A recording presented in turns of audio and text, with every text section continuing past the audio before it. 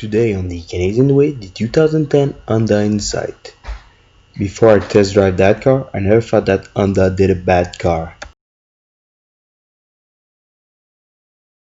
Bonjour, hi. I have borrowed this 2010 Honda Insight from ACR Plus. ACR Plus is located in Sainte-Anne-des-Plaines, Quebec, and is the place if you need a rebuilt fuel pump, steering rack, alternator, starter, caliper, and axle. Contact them if you need any of these. Link in the description below. Honda Insight arrived on the Canadian market in 2000. It was the first hybrid car ever sold in Canada. The first generation of the Insight lasts from 2000 to 2005. Then they canceled it. And then it came back as this in 2010. The main objective of the new Insight generation was to be the cheapest hybrid sold in Canada. When it was new, it was $23,900. Today they worth around $4,000. This generation of Insight was the first to be offered in 4-door, the first generation being a coupe. On the side, it looked pretty much like the Prius with a sloping roof.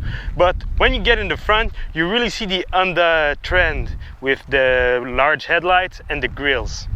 One major flaw from the Honda from that era was the paint quality. The clear has a tendency to peel off, and after it peels off, the paint is exposed and they start to rust. Otherwise, the Honda Insight is pretty boring to watch. Starting the interior of the Honda Insight with the trunk, like always. So, it's a hatch.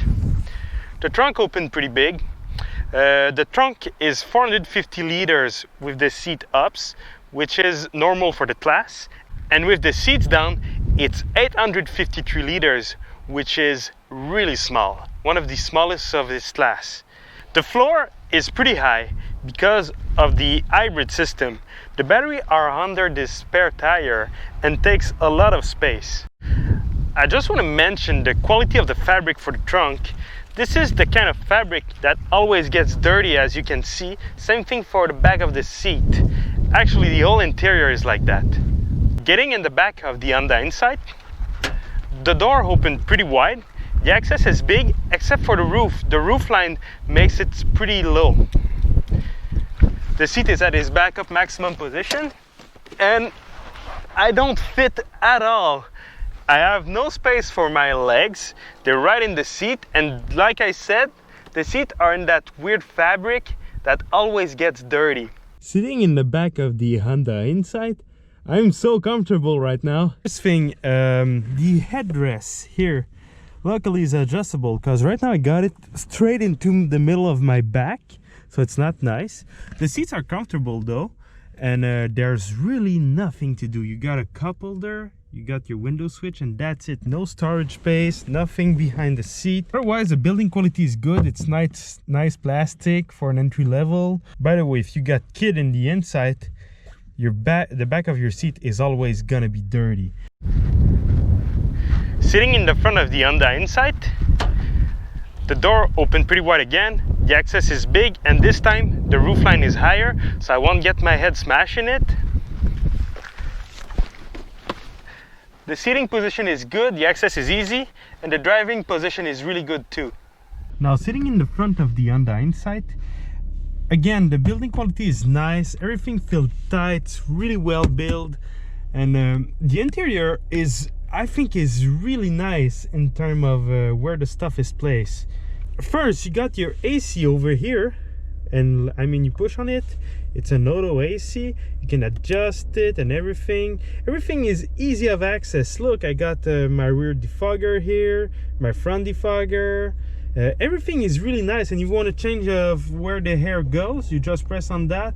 I really like the way the AC is. And there's the radio. The radio is really well placed too, and everything is easy to understand. At the beginning you're like, oh, that's a bit weird, but when you get used to it, it's really user friendly. I really like it. You got your volume knob here. You can change the type of of sound you want: classic, jazz, info, traffic, etc, etc. FM, auxiliary plug over here. It's a really nice usable radio, and I really like it. I'm surprised by it. Another thing, the onboard computer is pretty complete. I got everything here: time the car runs, the autonomy, the fuel economy. I got a lot of stuff here: eco guide, a lot of stuff to save fuel too. There's even this is to show you the transition between electric and gas, and how much battery you have in your electric mode. Really nice. Your cruise control is on the steering and is really easy to use, really friendly. The blinker, it's gonna sound stupid, but is really tight and I like it, and it doesn't have a long travel. And I really like where they put the speedometer straight in your face. The bottom for the mirror are easy to see next to the econ bottom, which is practical if you want to save fuel. There's a little storage space here where you can put drugs. The shifter feels nice and tight. Today, most shifter you can shift it like this, but this one is, you know, it's like really mechanical. I really like it. Another thing about the shifter, you got drive, sport, and low. And I don't see the difference between sport and low. But anyway, there is no armrest. Instead, you have cup holders. And no armrest is unacceptable, even in 2010. The rear visibility and the dead angle are terrible on that car though. Overall, the interior is really nice and ergonomic. It's very well built. But it's pretty basic though. Under the hood of the Honda Insight, you're gonna find the 1.3 liter 4-cylinder IMA engine, which stands for Integrated Motor Assist. It produces, combined with the electric engine, 93 horsepower and 123 foot-pound of torque. With these numbers, I thought that IMA mean I've missed my airplane. The transmission is CVT, and with all this crazy technology, you're gonna get 5.6 liter per 100 kilometer, which is 1.6 more than a Prius, which is bigger and more powerful. It has 4-wheel independent suspension, front disc, rear drum.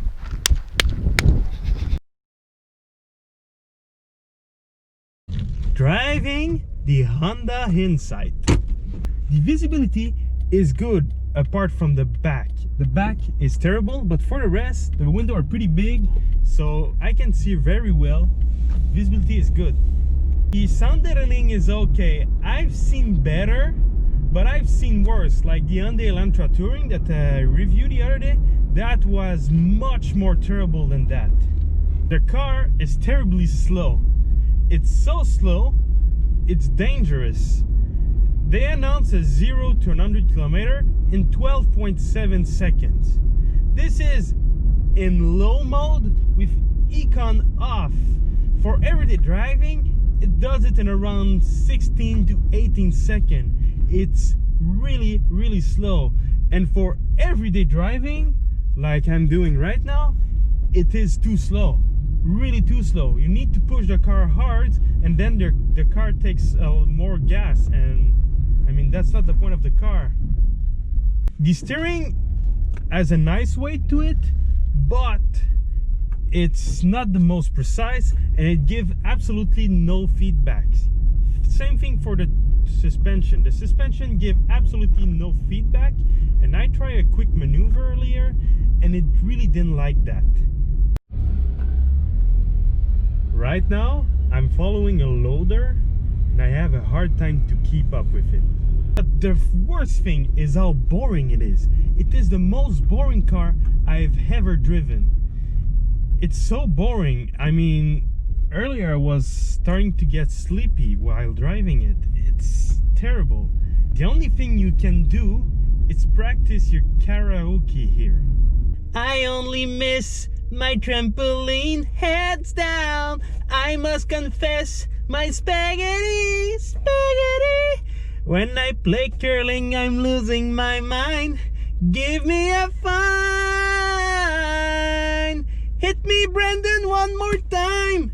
Overall, the Honda Insight will bring you from point A to point B, like every car.